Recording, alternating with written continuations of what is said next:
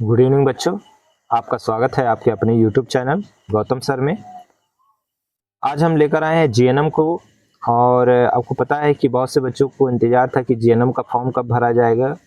तो जीएनएम के फॉर्म भरने शुरू हो गए हैं 2 अप्रैल से ही। और यह एग्ज़ाम कौन करा रहा है? अटल बिहारी वाजपेयी मेडिकल यूनिवर्सिटी की तरफ से कराया जा रहा है और इसे यूपी जीईटी के नाम से जाना जा रहा है। ठीक है, इसे यूपी जीईटी के नाम से जाना जाता है। जिस प्रकार से जो है Atal Bihari Vajpayee medical university senate के द्वारा बीएससी नर्सिंग का एग्जाम कराती है, उसी तरीके से यहाँ पर यूपी जीईटी के द्वारा जो है जीएनएम का एंट्रेंस टेस्ट कराया जा रहा है। तो आज हम इसी के नोटिफिकेशन को लेकर आए हुए हैं कि क्या क्या जो है इसमें बदलाव हुए हैं, कैसे फॉर्म भरा जाएगा, कैसे क्या चीज़ें होंगी, उम्र कितनी होनी चाहिए, योग्यता कितनी होनी चाहिए, कितने % इंटरमीडिएट में होने चाहिए, क्या विषय होने चाहिए, कितना फीस लगेगी, कितनी सीटें हैं, किन किन राज्यों में एंट्रेंस एग्ज़ाम होगा, कहाँ से आपका एग्ज़ाम करीब में होगा, इन सारी चीज़ों पे चर्चा करेंगे। कितने साल का जीएनएम होगा, कितने साल जो है कितने महीनों का इंटर्नशिप होगा इसमें, ठीक है, प्रत्येक वर्ष में कितनी फीस लगेगी, स्कॉलरशिप आएगा कि नहीं आएगा, इन तमाम तरह की चीज़ों पर हम डिस्कस करने वाले हैं आज की वीडियो में। तो चलते हैं वीडियो में आगे।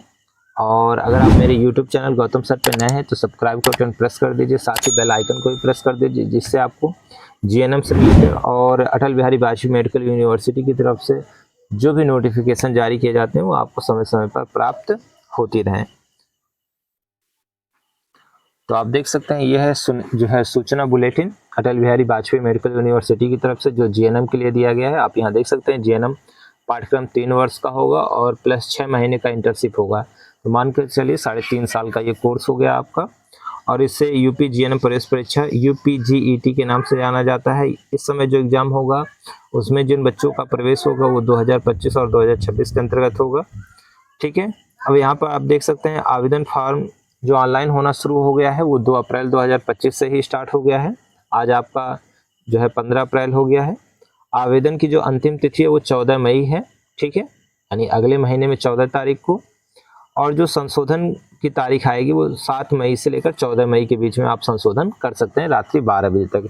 यदि आपने फॉर्म भरते समय कोई त्रुटि कर दिया है, कोई गलती कर दी है, तो आप उस समय इसको भर सकते हैं। ठीक है, या जो बच्चे इंटरमीडिएट में हैं और जिनका रिजल्ट नहीं आया वो अगर इसको भर दिए हैं तो वो क्या कर सकते हैं, आगे चलकर अपने उस रोल नंबर के द्वारा जो पासिंग नंबर आएगा उसको फिट कर सकते हैं। प्रवेश पत्र कब आपको मिलेगा? तो 4 जून को प्रवेश पत्र मिलेगा। और परीक्षा कब होगी? तो 11 जून को इसकी परीक्षा होगी। तो आप देख रहे होंगे जो है ऑनलाइन फॉर्म भराना कब से शुरू हुआ? तो 2 अप्रैल दिन बुधवार है। अंतिम तिथि 14 मई दिन बुधवार है। और जो प्रवेश पत्र मिलेगा 4 जून वो भी बुधवार है। और जो एग्ज़ाम होगा वो भी 11 जून को होगा, वो भी बुधवार है। खैर, बुधवार का दिन बुध दिन शुद्ध होता है। ठीक है, मैं ऐसे ही बस बात कर रहा था उस पर। इसके अलावा जो प्रवेश परीक्षा स्थान होगा वो आपकी मार्कशीट उस पर एडमिट कार्ड पे लिखा होगा। ठीक है, और परीक्षा परिणाम जो तिथि होगी वो वेबसाइट पर दे दी जाएगी। अभी उसकी कोई डेट निर्धारित नहीं की गई है। ठीक है, अब देखते हैं आगे की तरफ आ जाइए, नीचे साइड में आ जाइए। अब यहाँ पर देखिए सामान्य सूचना दिया हुआ और यहाँ दिया हुआ कि किन किन जिलों में जो है ये एग्ज़ाम होगा। जीएनएम का जो एंट्रेंस टेस्ट है किन किन जिलों में होगा? आगरा, अलीगढ़, अयोध्या, आजमगढ़, बरेली, बस्ती, बांदा, गाजियाबाद, गोंडा, गोरखपुर, झांसी, कानपुर, लखनऊ, मेरठ, मिर्ज़ापुर, मुरादाबाद, प्रयागराज जिसे इलाहाबाद कहा जाता है, सहारनपुर, वाराणसी, गौतम बुद्ध नगर। ठीक है, तो इतने जिलों में जो है जीएनएम एंट्रेंस टेस्ट एग्ज़ाम होगा। जो भी जिला आपके करीब में है या आप जिस जिले से हैं आप उसके लिए फॉर्म अप्लाई कर सकते हैं। अब यहाँ नीचे देखिए स्टार पॉइंट बना हुआ, प्रशासनिक कारणों से यह शहर बदल भी सकते हैं। यानी किसी शहर में अगर कोई बात हो जाती है तो आपका एग्जाम वहाँ से टाल दिया जाएगा। ठीक है, अब यहाँ पर कुछ और भी सूचनाएं हैं कि जो फार्म होगा वो केवल ऑनलाइन माध्यम से ही भरे जाएंगे, कोई भी ऑफलाइन माध्यम से भरा नहीं जाएगा। ठीक है, और कोई भी ये कह दीजिए कि जो ऑनलाइन फॉर्म है उसे प्रिंट आउट करके उसे भर कर और पोस्ट ऑफिस के द्वारा भेज दे उसे, तो ये भी फॉर्म स्वीकार नहीं होंगे। ठीक है, अब देखिए यहाँ पर और क्या सूचना है। ठीक है, अब यहाँ पर फीस की हम बात कर लें कि जो यहाँ पर फॉर्म भरने का फीस लग रहा है कितना है। तो जर्नल और ओबीसी वालों के लिए 3000 रुपये है और एससी और एसटी के लिए और पीडब्ल्यूडी वालों के लिए कितना है? 2000 रुपये। ठीक है, ये तो उनकी फीस हो गई। और ऑनलाइन चार्ज को अगर हम ले लें इसमें, तो भाई कोई 100 लेता है, कोई 200 लेता है, ठीक है। और इसके अलावा फ़ोटो जो आप खिंचवाएंगे या जो आजाद निवास बनवाएंगे या जो आपने फ़ोटो कॉपी करवा रखी है, उन सारा खर्चा जोड़ लें, ठीक है। और आपने कितने ऑनलाइन सेंटर के चक्कर लगाए हैं उसको जोड़ लें, तो लगभग ये आपका जो जनरल ओबीसी वाले हैं, मोटी मोटा समझ लीजिए उनका 4000 बैठ गया। और जो SC ST वाले और PWD वाले हैं, इनका लगभग कहाँ कितना बैठ गया, 3000 रुपये बैठ गया सिर्फ फॉर्म को ऑनलाइन करने में, ठीक है। वैसे मैं इसके लिए एग्री नहीं हूँ भाई, फीस बहुत अधिक लग रही है, इतनी फीस नहीं होनी चाहिए यार। 400-500 रुपये समझ में आता है, 3000 2000 रुपये बताइए, गरीब बच्चे भर ही ना पाएँ, ठीक है। जिन्हें पहले से पता मेरी तैयारी नहीं, मैं फेल हो जाऊंगा, तो कहेगा भैया मैं भरूंगा ही नहीं। बताइए हाल कैसे क्या होगा, ठीक है। अब हम आयु की बात कर लें कि कितने वर्ष के बच्चे इस फॉर्म को भर सकते हैं, तो 31 दिसंबर 2025, ठीक है, याद रखिएगा 31 दिसंबर 2025 यानी आने वाला दिसंबर, तब तक आपकी आयु कितनी हो जानी चाहिए, 17 वर्ष हो जानी चाहिए। यानी कि ये समझ लीजिए कि इंटर में पढ़ने वाले सभी बच्चे फॉर्म को भर सकते हैं। तो न्यूनतम जो आयु है वो 17 वर्ष है और अधिकतम कुछ भी हो सकती है, ठीक है। कुछ भी का मतलब ये हो सकता है भाई 40 के अंदर ही रहे, इससे ज़्यादा नहीं, ठीक है। अब हम बात कर लें योग्यता की, तो जीएनएम में जिसको एंट्रेंस एग्जाम देना है या जीएनएम की पढ़ाई जिसको करना है, उसको 12 पास होना चाहिए और 40% अंक से पास होना चाहिए। तो भाई इतना तो भाई होता है। अगर आप साइंस साइड के बच्चे हैं और आपके सिलेबस में फिजिक्स, केमिस्ट्री, बायो और इंग्लिश है और आप 40% लाते हैं, तो समझ लीजिए सबसे थर्ड क्वालिटी के आप हुए हैं, ठीक है। तो एक मोटी मोटा मैं बात कर रहा हूँ, तो जिनका भी 40% है वो इस फॉर्म को भर सकता है। तो मानकर चलिए कि इंटर में जितने भी बच्चे बायो से हैं वो सभी लोग इस फॉर्म को भर सकते हैं, ठीक है। इसके अतिरिक्त आर्ट साइंस के बच्चे भर सकते हैं, मैथ के बच्चे भर सकते हैं जीएनएम के लिए, ठीक है। और इसके अतिरिक्त देख लिए नोट में दिया हुआ SC ST के बच्चों के लिए 5% की भी छूट है उसमें भी, ठीक है। अब आ जाइए आरक्षण नीति है ये, ठीक है। अब आ जाइए ऑनलाइन फॉर्म भरने के लिए अभ्यर्थियों को निर्देश दिया है। अभ्यर्थी फॉर्म भरने से पूर्व ऑनलाइन आवेदन फॉर्म भरने से के दिशा निर्देश को पढ़ लें। तो ये जो मैं बता रहा हूँ यही दिशा निर्देश है। तो जब भी आप ऑनलाइन फॉर्म भरवाने जाते हैं ना, तो सबसे पहले ये पूरी चीज़ समझ लेनी चाहिए, ठीक है, तभी फॉर्म भरवाना चाहिए। तो वहीं कह रहा है कि पहले पढ़ लीजिए बुलेटिन। फिर दिया है आवेदन फॉर्म केवल ऑनलाइन माध्यम से, तो अभी मैंने आपको बताया कि ऑनलाइन माध्यम से फॉर्म भरे जाएंगे, कोई भी ऑफलाइन फॉर्म नहीं भरा जाएगा, ठीक है। इसके अलावा दिया है कि अगर आप सिर्फ रजिस्ट्रेशन करके छोड़ दे रहे हैं तो भी आपका फॉर्म अधूरा माना जाएगा, या आपने पेमेंट नहीं कटवाया तो भी आपका फॉर्म अधूरा माना जाएगा, ठीक है। इसके अतिरिक्त याद रखिए कि जो पढ़ाई है 3 वर्ष की है और उसके बाद 3 वर्ष पढ़ाई पूर्ण करने के बाद 6 वर्ष का आपका इंटर्नशिप होगा। एक तरह समझ लीजिए आपको प्रैक्टिस करना होगा 6 महीने, तो यानी कि 3.5 साल का ये कोर्स है। इसके अतिरिक्त ये जान लीजिए कि अगर आपने फॉर्म भरते समय कोई गलत चीज़ें उसमें डाटा फीड किया है, ठीक है, इससे आपका डेट ऑफ बर्थ गलत हो गया है मार्कशीट में, तो आपने क्या किया, यहाँ पे डेट ऑफ बर्थ गलत भर दिया और ये सोचा कि तब तक हम ठीक करा लेंगे और नहीं ठीक हुआ तो ये आपका जो फॉर्म होगा ये रद्द कर दिया जाएगा। तो ये सारी चीज़ें समझ लीजिए, ठीक है। इसके अतिरिक्त कह रहा है कि आपका एक पर्सनल ईमेल आईडी होना चाहिए और एक पर्सनल मोबाइल नंबर भी होना चाहिए, जिसपे OTP जाएगा, रजिस्ट्रेशन नंबर जाएगा, आपका पासवर्ड जाएगा और जो भी आगे की सूचनाएं होंगी वो आपके उसी ईमेल और मोबाइल नंबर पे ही जाएंगे, इसलिए अपना एक पर्सनल उसको रख लीजिए, ठीक है। इसके अलावा दिया है कि जो भी आपकी जो पंजीकरण आईडी मिलेगी आपको उसको सुरक्षित कर लें और लॉगिन पासवर्ड को भी सुरक्षित एक जगह नोटिस कर लें उसको, ठीक है। और अगर आपने कोई सूचना गलत भर दी है तो इसके जिम्मेदार विश्वविद्यालय नहीं होगा, आप स्वयं होंगे, ठीक है। इसके बाद दिया हुआ अधूरे जो फॉर्म होंगे वो मान्य नहीं होंगे और फाइनल प्रिंट आउट लेने के बाद उसे संभाल कर रख लीजिए। तो ये सारी चीज़ें हुई, ठीक है। और अगर आप इसमें एक चीज़ और भी दिया है कि अगर आपने पेमेंट कटवा दिया है और जो है उसके बाद उसमें सबमिट नहीं दिखा रहा है तो आप कुछ समय के लिए रुके रहिए, 24 घंटे का इंतज़ार करिए। ये नहीं कि फिर से आप पेमेंट कटवाना शुरू कर दीजिए, तो फिर से पेमेंट आपको नहीं कटवाना है, ठीक है, ये याद रखिए। और किसी प्रकार का शुल्क वापस नहीं होगा, ये भी याद रखिएगा कि आपने अगर 3000 2000 रुपये कटवा दिया है तो ये शुल्क वापस नहीं होगा, ये भी याद रखिए, ठीक है।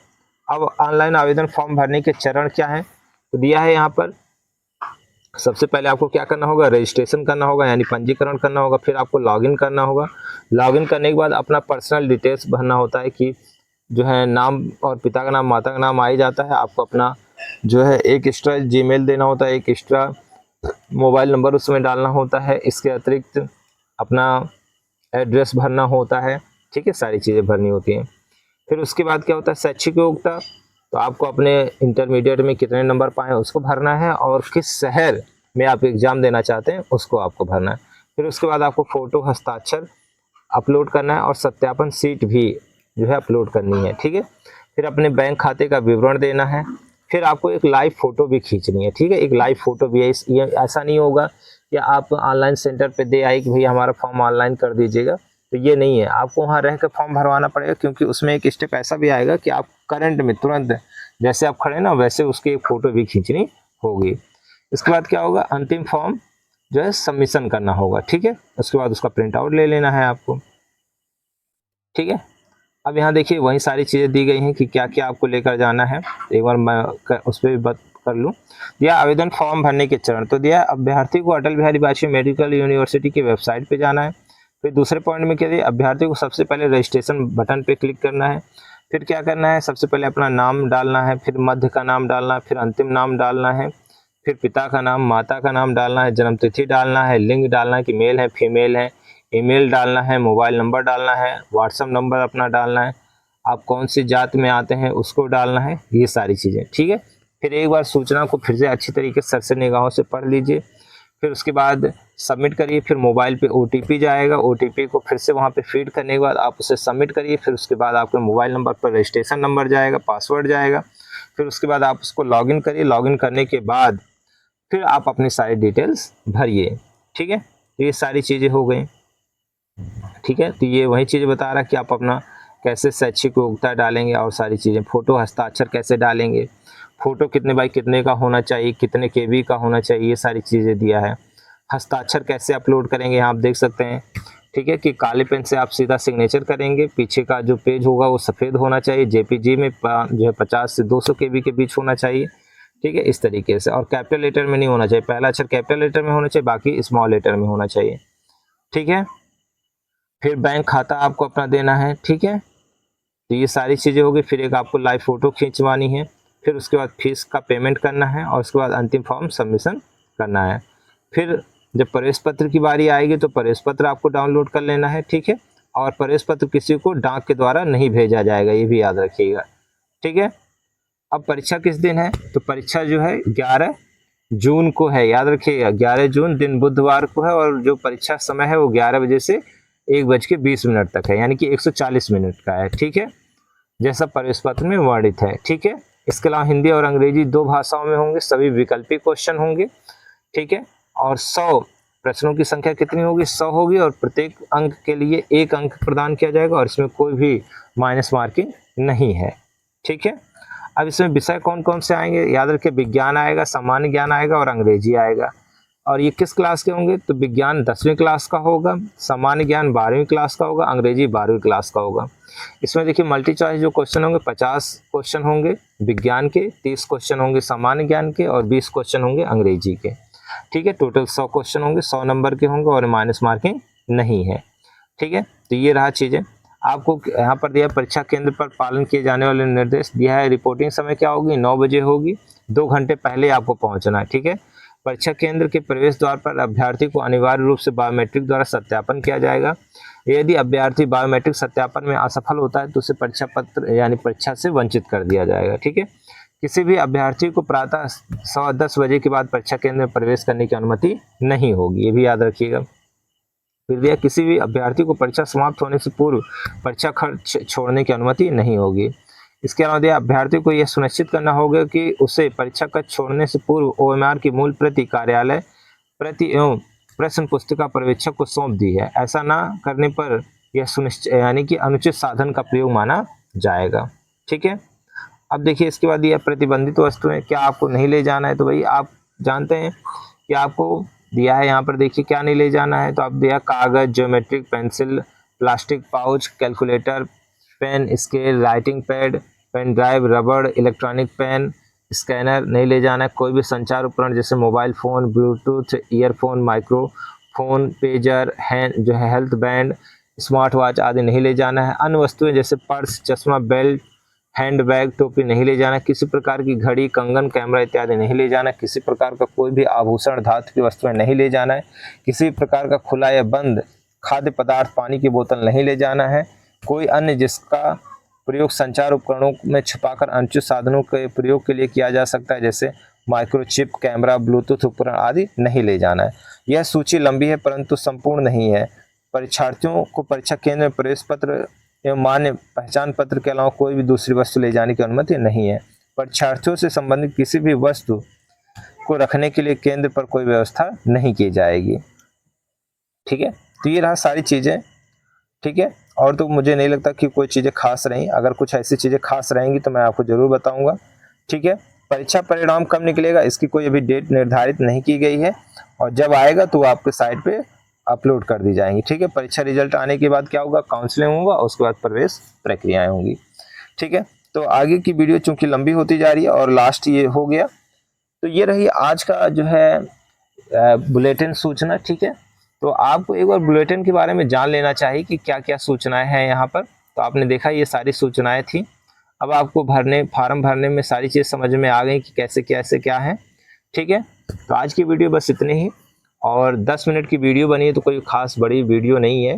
ठीक है, 16 मिनट की, सॉरी। तो अगर आपको वीडियो अच्छी लगी है और आपको अगर ये सूचनाएं अच्छी लगी हों तो आप इसे लाइक करें, शेयर करें, कमेंट करें, और आपको जीएनएम से रिलेटेड कुछ पूछना है तो आप कमेंट करें मुझे। इसी के साथ जय हिंद, जय भारत, गुड बाय। अपना ख्याल रखिए और तैयारी करते रहिए।